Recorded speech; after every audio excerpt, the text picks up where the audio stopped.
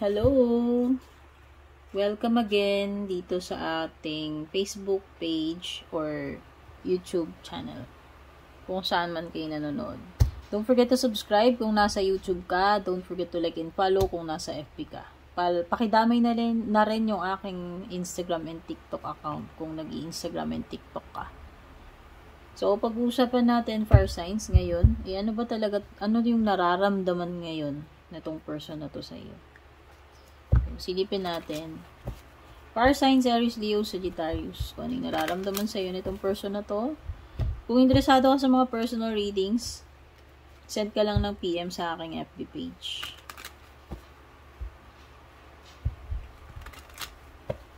Ano ba nararamdaman ngayon nitong person na to sa iyo? Aries, Leo, Sagittarius. Wow! Gusto kanyang pagsilbihan. Gusto kanya, ginagawa niya yung mga bagay niya, nag-i-effort siya sa'yo, pinagsisilbihan ka niya, kasi talagang, it makes this person feel good, at talaga yun yung gusto niyang gawin sa iyo, no? Talagang gusto niya yung ginagawa niya, yun. Lahat gagawin niya sa iyo. Pagsisilbihan ka nito, ipapamper ka na itong person.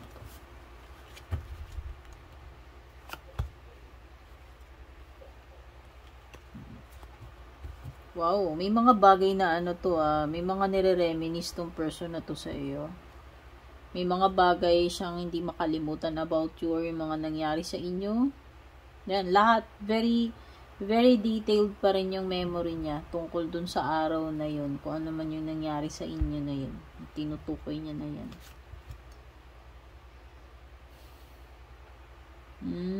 Okay. Itong tao na tong saklap, kasi willing siya gawin lahat sa iyo eh. Willing siyang pagsilbihan ka. Kaya lang alam niya na para sa iyo hindi siya yung person. Para sa iyo hindi siya yung number 1 sa puso mo. Alam niya yun. Pero kahit ganun, no, dedicated pa rin tong person na to sa iyo. Very willing pa rin siya sa iyo kahit alam niya yun.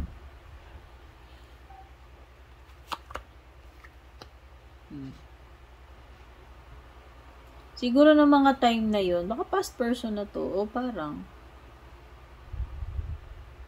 pwede kasing ng mga time na yun, bata pa kayo, ayun. Pwedeng immature pa.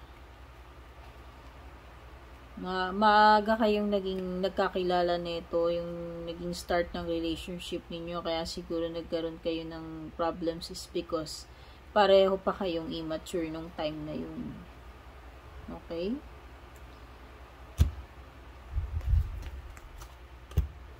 Next, earth signs, Taurus, Virgo, Capricorn. Kung interesado ka sa personal readings, Taurus, Virgo, Capricorn, send ka ng PM sa aking FB page. At kung lagi ka sa YouTube, don't forget to subscribe sa aking channel, pa-like and follow na rin yung aking Facebook, Instagram, and TikTok. Alamin natin, earth signs, Taurus, Virgo, Capricorn. Ano ba yung nararamdaman sa ingin ng person na to? Past or present person man ito. Ano ba yung nararamdaman niya sa iyo ngayon?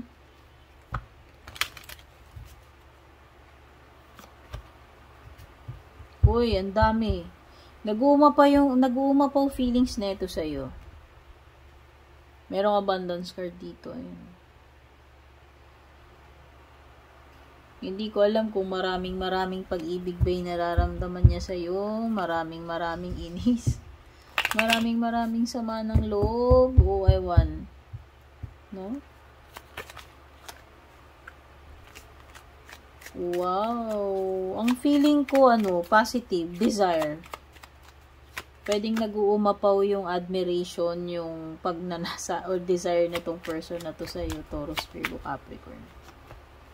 Ay, oo, tamang-tama talaga, oh. Sabi ko na eh, physical, sobrang nag-uumapaw yung kanyang attraction sa iyo. Hindi ka maalis-alis sa isip nitong person na to. Ayan. Hindi ko alam bakit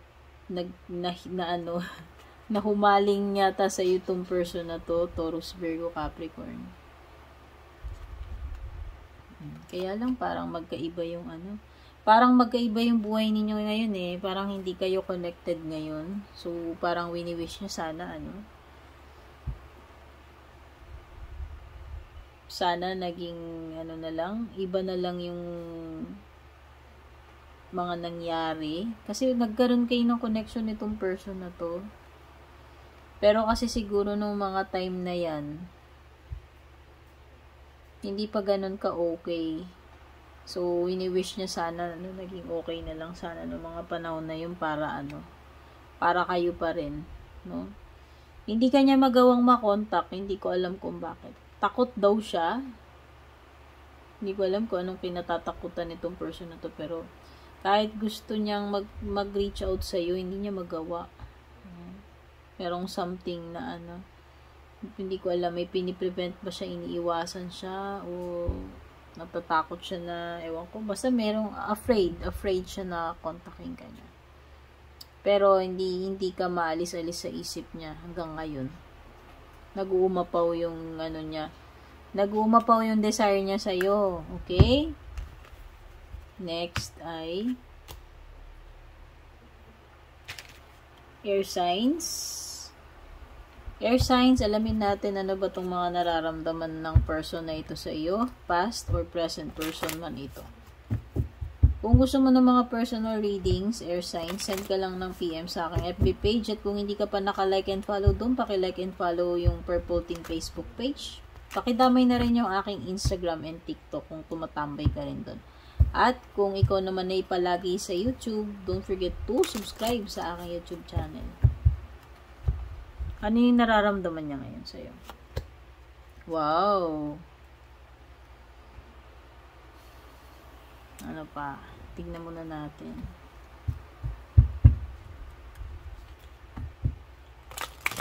Feeling niya magsasucceed itong connection ninyo, or magsasucceed siya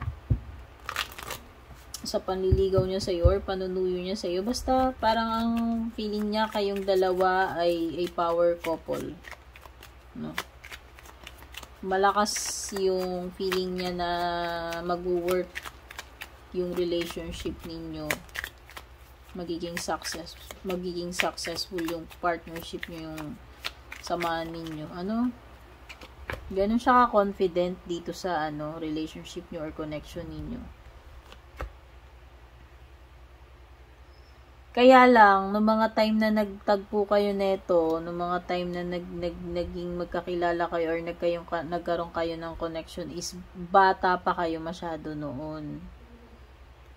So, pwedeng, ewan ko, pwedeng hindi nagkaroon ng continuation, or pwedeng hindi nag-work kasi pwedeng noong mga time na yun ay pareho pa kayong masyadong bata, baka may mga iba pa kayong priorities, or nag-aaral pa kayo, or hindi pa kayo prepared. Pero nasi-sense niya na ano nasi-sense niya na if ever na nagkaroon ng, alam niyo yun, nagkatuloy-tuloy yung relationship ninyo, magiging successful yung partnership ninyo, yung relationship niyo, ano? Sa ngayon, hindi siya available na. Sabihin na natin, pwedeng taken na, may jowa or may asawa na, committed na sa iba. Pero nandun yung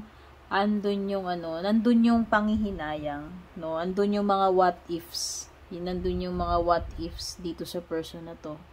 What if nagkatuluyan kayo or hindi kayo nagkahiwalay? Siguro ngayon very solid na yung malayo na yung narating na relationship niyo, no? Very successful na kayo. Okay? Last, water signs, Cancer, Scorpio, Pisces. Alamin natin sa reading na to, water signs, kung ano yung nararamdaman sa iyo ngayon ng person na to, past or present person man ito.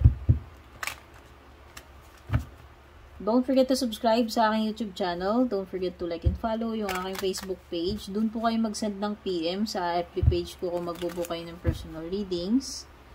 At kung tumatambay ka rin sa Instagram and TikTok, like and follow na rin yung aking Instagram and TikTok. At kung magugustuhan mo tong reading na to, water signs, please don't forget to like and share. Ano ba yung nararamdaman ngayon itong person na to sa'yo? Perseverance. Tignan muna natin yung ibang cards.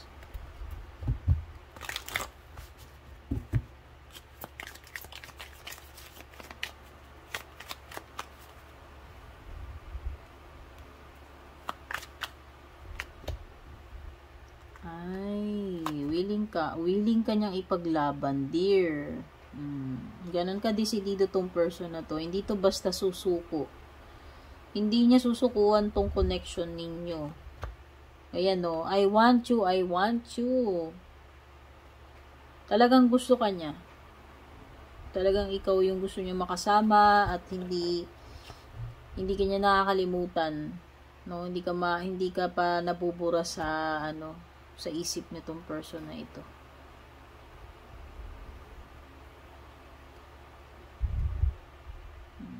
Willing mag-take ng risk ito sa iyo.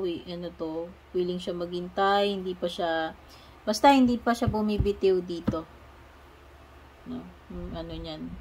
Kung kaya niya ipaglaban niya tong feelings niya. Kaya lang kasi may nagawa pala tong person na to, ayan, na pinagsisisihan niya, kaya siguro kayo inalat. Ayan nagsisisi siya na niloko ka niya nung una. Nagsisisi siya na hindi siya nagsabi ng totoo sa'yo. Nagsinungaling siya. Hindi ko alam ano ba tong ginawa niyang atraso sa'yo. Ano ba yung hindi niya sinabi or hindi niya inamin. Pero pinagsisisihan niya yun. And ngayon, na-realize niya yun and willing siya na i-win back niya yung yung trust or pagmamahal mo. O, diba? Ang taray. So, yan. Ito yung mga nakuha natin. Kung nagustuhan mo to, water signs, please don't forget to like and share. Take care. God bless. Kita-kits sa ating next reading.